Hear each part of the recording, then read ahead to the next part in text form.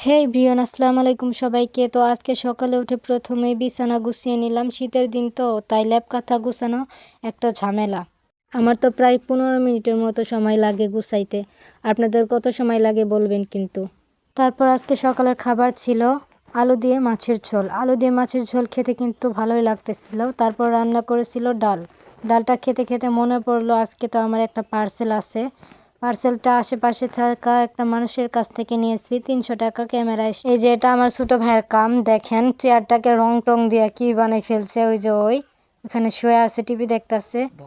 তারপর খেলাম চিতল পিঠা, সারা রাত দুধের মধ্যে ভিজিয়ে রেখেছিল। নারকেল দিলে আরও ভালো লাগতো। আমার বড় খালা পাঠাইছে মনে হয় এটা, মা বলল। আমি তো কালকে আমার খালা বাসাতেই ছিলাম। তো এই যে এই পিঠাটা বানিয়েছে, খেতে ভালোই লাগতেছিল। চামচের সাথে খানিক যুদ্ধ করে অনেক কষ্ট করে খাইলাম। তারপরে এই যে একটা মাস্ক বানাইছি, ইউটিউবে দেখে তারপরে একটা মাস্ক বানাইলাম। বলেন কেমন হয়েছে, সবাই জানাবেন। আমার কাছে অনেক সুন্দর হয়েছে, দোকানের চেয়ে অনেক ভালো, আলহামদুলিল্লাহ। তো আপনাদের একটা কথা বলে রাখি, আমি ছোট ইউজার, নতুন, একটু সাপোর্ট করবেন। বাই।